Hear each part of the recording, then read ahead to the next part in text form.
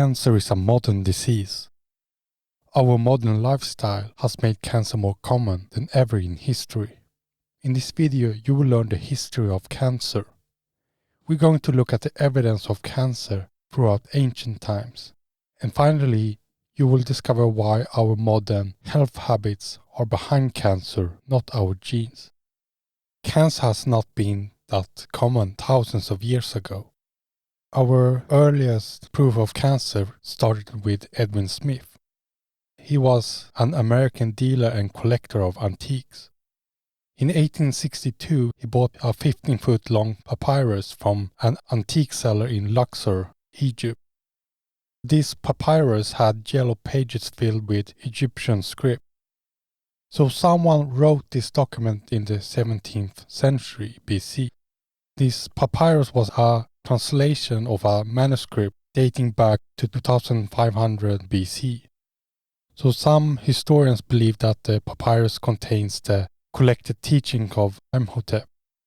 He was a great Egyptian physician who lived around 2625 BC. In this document, Imhotep described 48 cases. And this document is the first mention of cancer in history. So Imhotep described one patient that had swelling masses of the breast. He described this mass as cold, hard and dense. This mysterious thing spread underneath the skin. So what he described was breast cancer. The next time we heard about cancer in history was 2000 years later. In around 440 BC, the Greek historian Herodotus wrote the history of Atossa. Atossa was the queen of Persia and the daughter of Cyrus. She was also the wife of Darius.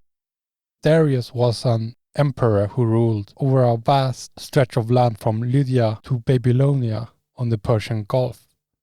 One day Atossa noticed a bleeding lump in her breast, and her doctors tried to treat her, but they had no success.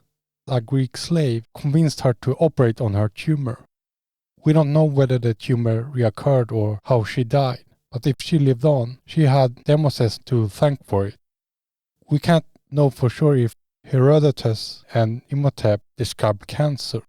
But the only sure way to know if something is cancer is if we have a sample of it. So luckily, the paleopathologist Arthur of Derheide found a 1,000-year-old gravesite at the southern tip of Peru. The graves contained the mummified remains of the Shirbaya tribe. So in 1990, Arthur discovered a large gravesite containing about 140 bodies. So the Shirbaya tribe made no effort to preserve their dead. But luckily the dry climate conserved the bodies for mummification. At the Shirbaya site, one mummy was of a young woman in her mid-30s. She sat with her feet curled up in a clay grave. When Arthur examined her, he found a hard mass in her left upper arm. So inside the grave was a 1,000-year-old cancer preserved inside the mummy. This mass was a malignant bone tumor called osteosarcoma. Arthur believed that the tumor broke through the skin while this young woman was still alive, and she must have experienced intense pain. There are also other cases of cancers discovered in mummies around the world. The oldest found abdominal cancer comes from Dakhla in Egypt from about 400 AD. Some skeletons had tiny holes created by the cancer in the skull or the shoulders. So the tumors were either skin or breast cancer.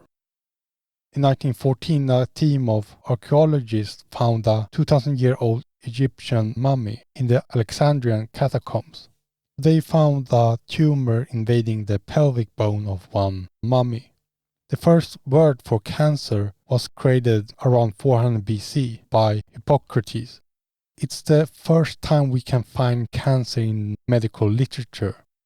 Cancer comes from the Greek word for crab or carnicos.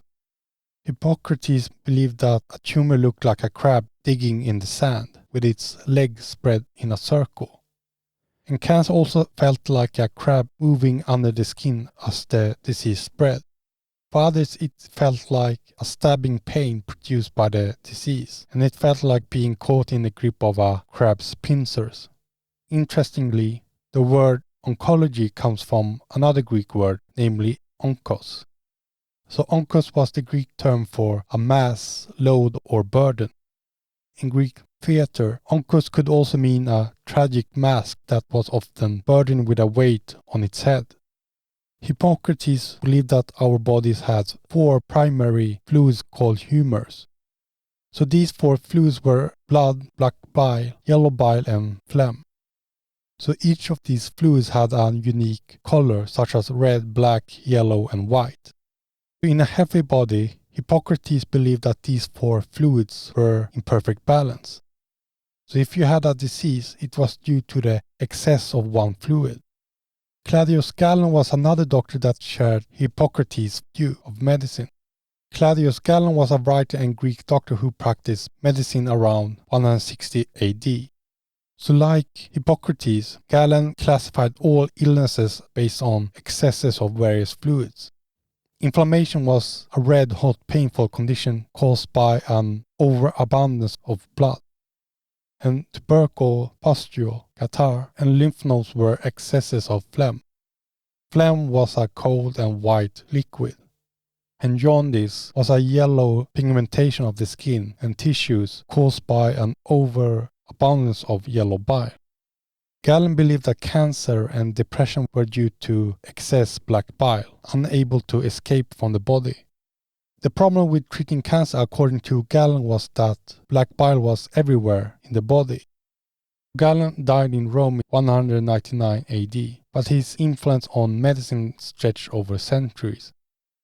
So if you look back in history, we can see that cancer has always been a rare illness. It has increased in industrialized nations during the 20th century. In the United States, cancer deaths have almost tripled between 1900 and 2010. It's clear that cancer existed thousands of years ago, but it was scarce. The early history of cancer shows almost no signs of cancer. Our most common cancer killers, such as breast, lung, and prostate cancer, were almost absent in history. Some people argue that cancer was uncommon in people at that time because they didn't live that long. Cancer often occurs in older people. So people at that time didn't live that long to get cancer. Many men and women died from tuberculosis, cholera, smallpox, leprosy, plague, or pneumonia. If cancer existed at that time, it was submerged between all those diseases. But cancer can occur in young people too. The rate of cancer has risen massively since the Industrial Revolution, especially in children. And that's enough proof that cancer is not about age, but rather our lifestyle. Older people have been exposed to a toxic lifestyle for longer than kids. Kids generally don't have as much diseases as adults, but eventually they will become sicker as they get older. We can't blame our genes for cancer because we know that our ancestors didn't have cancer. So how can our genes all of a sudden start to malfunction? Other people may say that we have more cancer today because we have more rigorous testing.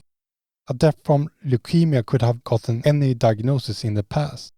But the most probable reason why we have more cancer today is our lifestyle. If we look around the world today, we have a lot more stress in our society. For the first time, we had 2 world wars, which caused many conflicts and stress. Today we have more divorces and family conflicts and economic hardships that take a toll on the body. We also consume more toxic junk food, GMOs, and we also get exposed to fluoride in our water. And every day we breathe in poisonous car smoke. And since the Industrial Revolution, we have also been more exposed to heavy metals. Another reason why we have more cancer today is because we consume more animal products than our ancestors. So throughout history, only the rich could afford meat, such as kings and pharaohs. And that's the reason why they were fat. Governments worldwide subsidize meat and that's why more people can afford it. And the result is more cancer. Cancer rates are lower in Africa, and if you look at their diet, they eat a more plant-based diet and a lot less meat than the rest of the world. Obesity and severe obesity have become more common in the United States in recent years. In 2011, 27.4% of adults ages 18 or older were obese or severely obese. And if you compare it to 2020, 41.9% of adults 18 or older were obese or severely obese. If you're overweight, you have a greater chance of getting cancer. The same foods that cause obesity also increase our cancer risk. Meat and dairy are behind many diseases like cancer, heart disease, and diabetes. A study used body mass index (BMI) and cancer data from the US Cancer Statistics database. Between 2011 to 2015, 4.7% of men and 9.6% of women got cancer due to being overweight. Cancer due to excess body weight varies across cancer types. It was as high as 51% for liver and gallbladder cancer and about 49% for endometrial cancer in women. IARC concluded that higher amounts of body fat increase the risk of many cancers. There are several reasons why obesity can increase the risk of cancer. Some things that can raise our cancer risk in meat are IGF-1, heterocyclic amines, heme iron, and saturated fat. If you look around the world where people live the longest, called the blue zones, they have a different lifestyle than industrialized nations. In the blue zones, they eat a mostly plant-based diet, exercise regularly, grow their own food, have a great purpose in life, and have good family connections. In industrialized nations, cancer is second only to heart disease as a cause of death. Both these conditions would be severely reduced if we ate a more plant-based diet. So if you look back in ancient times, cancer was scarce. So that means that cancer is a man-made disease and is down to pollution and changes of our diet and lifestyle. So something we can learn from history is that cancer is a modern disease and our way of living is causing it, not our genes. If you want to make cancer part of history and prevent it, then you need to change your health habits. So you can watch our free cancer crash course to learn some causes of cancer and how you can use natural remedies to prevent it. So I will provide a link to this free course in the description box below. Thanks for watching, and I see you soon.